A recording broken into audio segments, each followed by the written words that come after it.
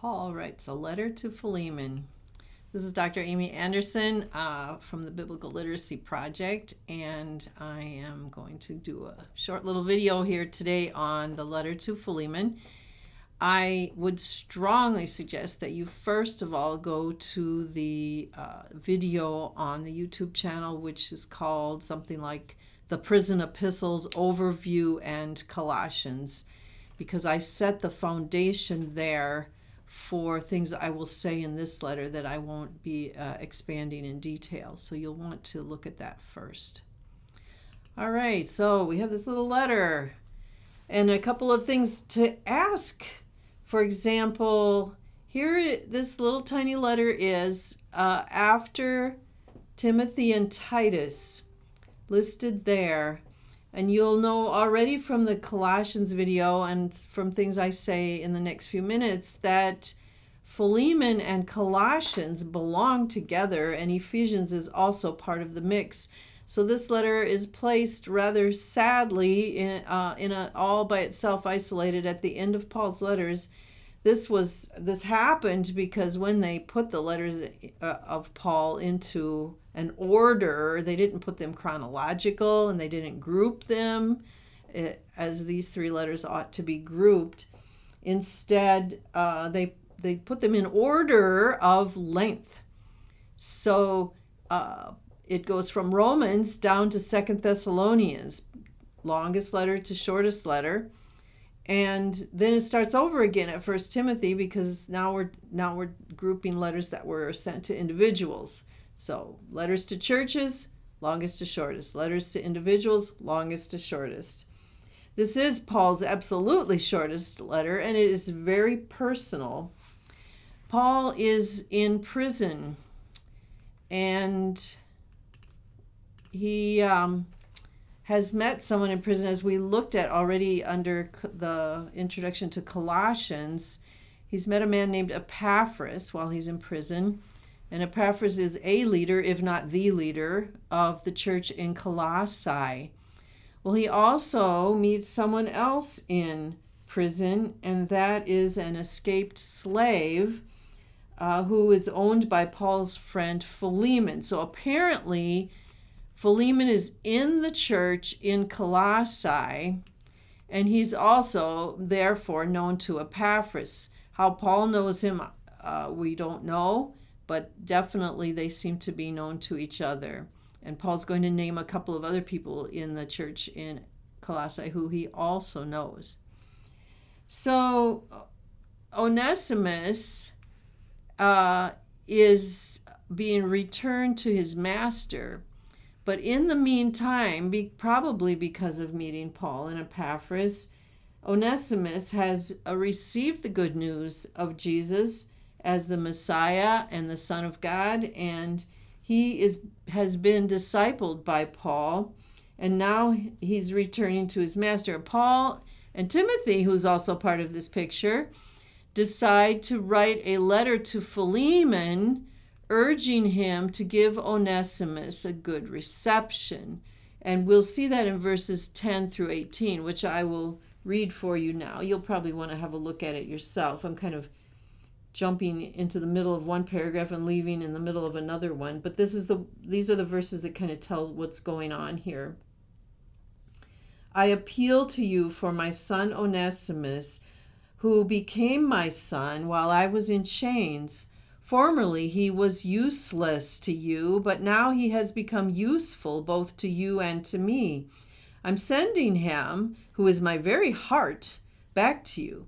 I would have liked to keep him with me so that he could take your place in helping me while I am in chains for the gospel. But I did not want to do anything without your consent, so that any favor you do would not seem forced, but would be voluntary.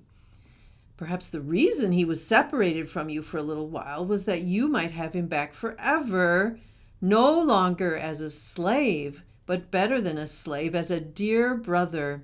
He is very dear to me, but even dearer to you, both as a fellow man and as a brother in the Lord.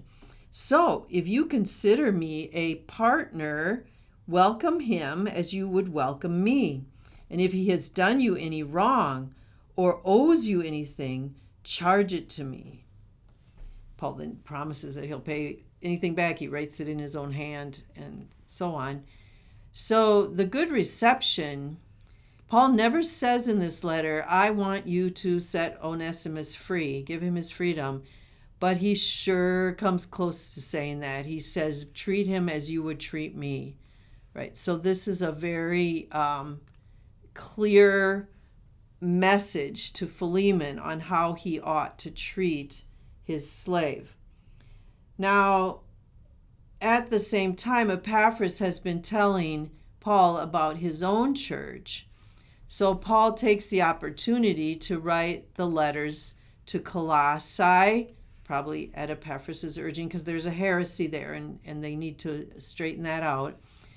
To Ephesus, and I have a question mark there that you will understand after you watch the video on Ephesus, which will come next. And to Laodicea. We know there is a letter at Laodicea because of the end of Colossians where Paul tells them to trade letters, and we talked about that in the previous video as well. Tychicus is sent with the letters, and I said in the other video that he's the most important first century Christian that you've never heard about, and you can go there to find out why I say that. But just reading chapter 4, 7, and 9 to remind you, Tychicus will tell you all the news about me. So he's carrying the letter. He's a dear brother, faithful minister, fellow servant in the Lord. I'm sending you for the express purpose that you may know about our circumstances and that he may encourage your hearts. He is coming with Onesimus, our faithful and dear brother, who is one of you. Okay? They will tell you everything that is happening here. Notice that he even gives Onesimus, an escaped slave, returning to his master. He gives him also the responsibility about reporting and standing in Paul's place when he can't be there. So that's actually quite significant. Now we want to look at a couple of points from the letter. The first is the play on words that Paul uses for Onesimus's name. Onesimus means useful, and Paul in verse 11 says, formerly he was useless to you, but now he has become useful both to me and to you. So he's making a little play there, and also impressing upon Philemon that the relationship between him and his slave has changed. And then in verse 2, at the start of the letter, Paul says, first of all, from himself, Paul, a prisoner of Christ Jesus, and Timothy, our brother. So they are the ones writing the letter.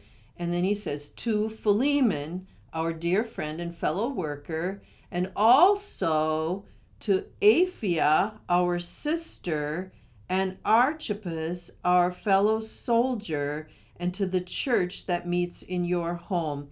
Now, we're not sure about grouping Apphia and Archippus together. They may be a married couple who are leading the house church in Colossae, a house church or the house church, depending on how big the church is. They may be a married couple, or it may be that the house church is in Archippus's home. If we go back to Colossians 4, we notice that Archippus is also named there. And I'm just going to skim through 7 through 17. Now, we just read 7 through 9, naming Tychicus and Onesimus. And then Paul says, Aristarchus says hi, and so does Mark, the cousin of Barnabas. And then he adds a little aside. You have received instructions about him, about Mark. If he comes to you, welcome him. So there's evidence that Paul and Mark have been reconciled after that, I was going to say the German Auseinandersetzung, after there was a falling out because Mark flaked on them during one missionary journey. And then he says hi from Jesus, who is also called Justus, and says that these are the only Jews among my co-workers. Then he names Epaphras, who sends greetings, and who well, let's read this one. He's always wrestling in prayer for you that you may stand firm in all the will of God, mature and fully assured. I vouch for him, for Epaphras, that he is working hard for you and for those at Laodicea and Hierapolis. Our dear friend Luke, the doctor, and Demas send greetings. So these are all probably Gentile Christians because they were not included in the top group who are among the Gentiles, among the circumcision. And then he says, give my greetings.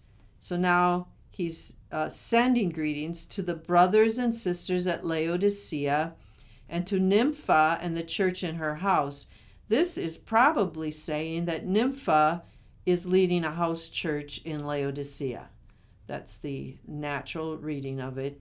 And after this has been read to you, then see that it's read in Laodicea and that you read their letter. And then he says, tell Archippus, see to it that you complete the ministry you have received in the Lord. Now, he doesn't tell us what that ministry is, but Archippus is clearly a leader in the church because he has a house church. And what the ministry was that he's supposed to fulfill, he knew, Paul knew, some other people also knew. So that's where we kind of have to leave it, and maybe when we get to heaven we'll find out. The last thing we want to ask is, what is Paul's goal with this little letter? You have to think about what tone is he writing it in. Is it sarcastic? Is it tongue-in-cheek? Is it teasing? Is it authoritative? And another question we would want to ask is, what is Paul's attitude towards slavery?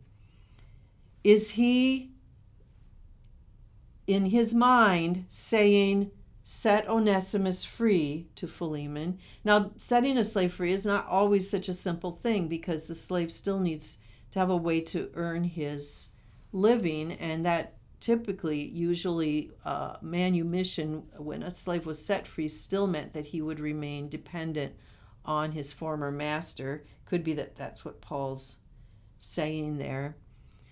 He doesn't say it clearly, but I think his implications are probably clear. And then what other things, when you read this letter, what other things do you learn about the early church and how it functioned, or about reconciliation? From Colossians and Philemon, we've heard some reconciliation language, or about leadership and leadership structure, which is apparently very loose and flexible in these days. So those are some questions you could ask. So I encourage you now to also have a look at the letter to the Ephesians, as it's called, and I will explain why I did that.